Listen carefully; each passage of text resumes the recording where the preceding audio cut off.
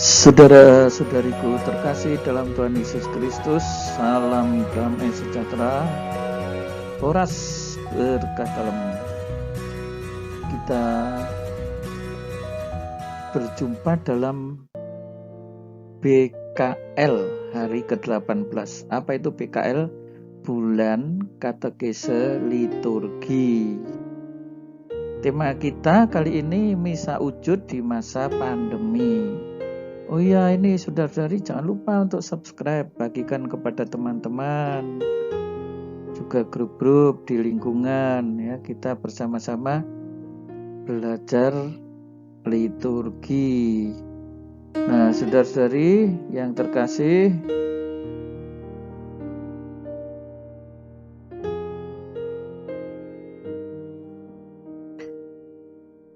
misa wujud di masa pandemi.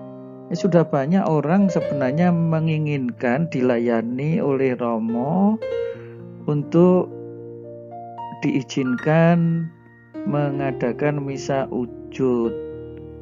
Ya, selama pandemi yang telah berlalu, saya mengatakan telah berlalu ya, karena hari-hari ini kita suasananya ya mungkin masih pandemi, tetapi di level yang sangat rendah, sehingga nyatanya kegiatan di masyarakat juga sudah seperti biasa.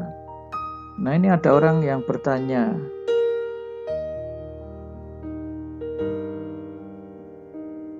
Mas Andi, apakah misa wujud sudah boleh? Boleh. Biasanya misalnya di gereja, Pak Soleh. Ini antara Mas Andi dan Pak Soleh.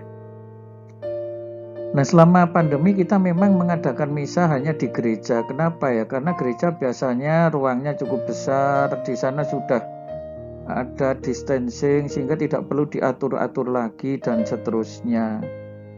Ya, kalau diadakan di rumah memang ya orang mengatakan menjaga jarak, tetapi faktanya tidak bisa menjaga jarak. Bahkan ada yang tidak memakai masker. Kalau di gereja kan tidak berani untuk tidak pakai masker. Nah, tetapi kiranya sekarang ini kita sudah berani untuk mengadakan di lingkungan.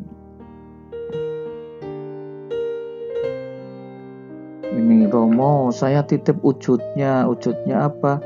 Supaya COVID cepat selesai. Wah, Romonya menjawab, minta COVID cepat selesai tapi nggak pernah pakai masker. Hah?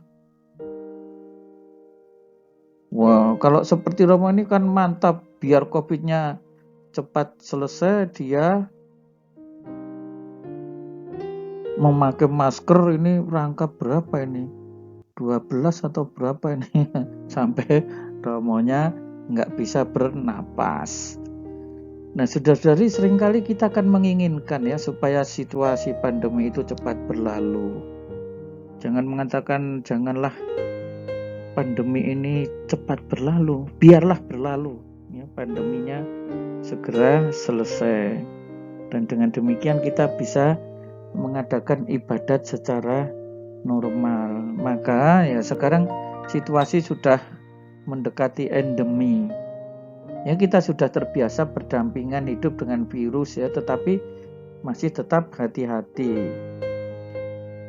Di beberapa paroki ya, seperti di Karangpanas Semarang, sekarang siapapun boleh ikut dari luar paroki ini. Tidak usah pakai barcode. Ya, kalau situasinya masih seperti sekarang loh. Ya. Jadi siapapun boleh ikut, dari luar paroki boleh ikut, nggak usah pakai barcode, nggak usah mendaftar, kan nggak ribet. Tapi kami masih tetap menerapkan beberapa protokol kesehatan, misalnya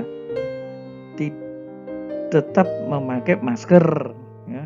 Kalau tidak pakai masker akan ditolak pasti.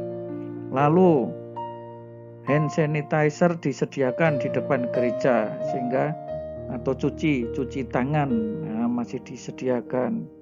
Lalu di gereja pun kami juga masih menjaga jarak.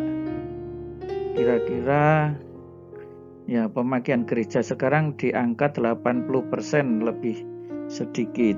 Ya, satu baris bangku itu diisi 7 orang. Nah ini kan sudah lumayan ya toh, hampir selesailah COVID-nya, kira-kira begitu.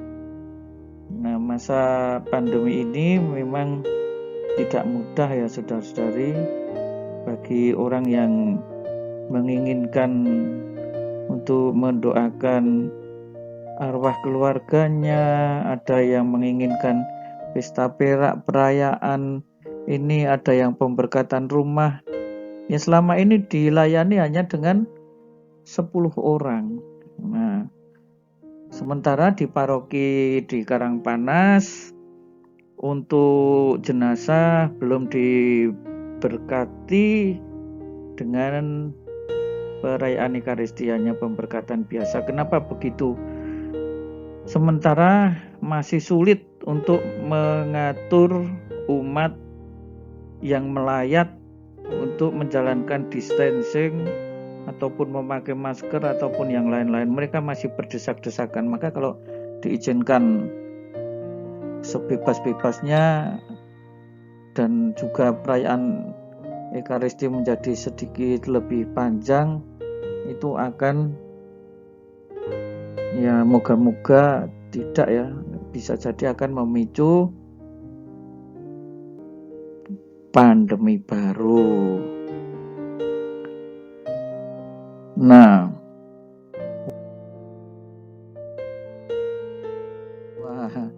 saya malah pernah mendengar, tidak usah pandemi saja, di lingkungan kami nggak pernah misa Romo. Kenapa? Umat kami nggak kuat memberi stipendium Romo.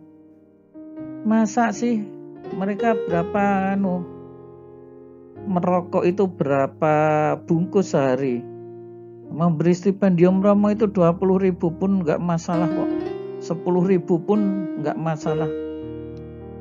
Ya untuk kami para Romo di Keuskupan Agung Semarang ini, stipendiumnya banyak atau sedikit nggak berpengaruh ke pribadi Romo itu. Kenapa? Stipendium ini nggak boleh ya diambil sendiri untuk pribadi, itu masuk keuangan pastoran. Ya dibedakan paroki dan pastoran, ini keuangan pastoran. Ya untuk pastoran untuk apa? Ya ada stipendium ini digunakan untuk solidaritas antar pastoran. Ya pastoran untuk iuran unio, ya, solidaritas disetorkan ke keuskupan sekian persen dan seterusnya.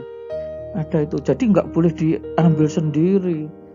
Kalau ada yang mengatakan itu boleh diambil sendiri, ya itu orang ini menciptakan ajaran sesat, itu ya harus dikoreksi.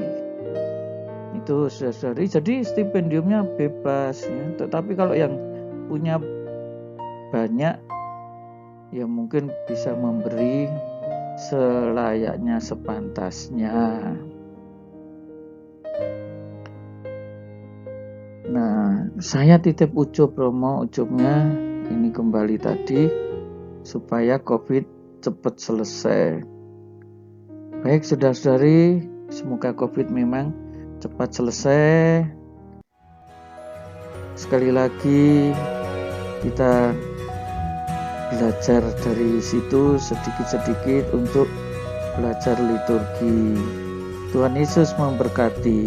Jangan lupa untuk subscribe, nyalakan loncengnya supaya mendapat notifikasi untuk video berikutnya.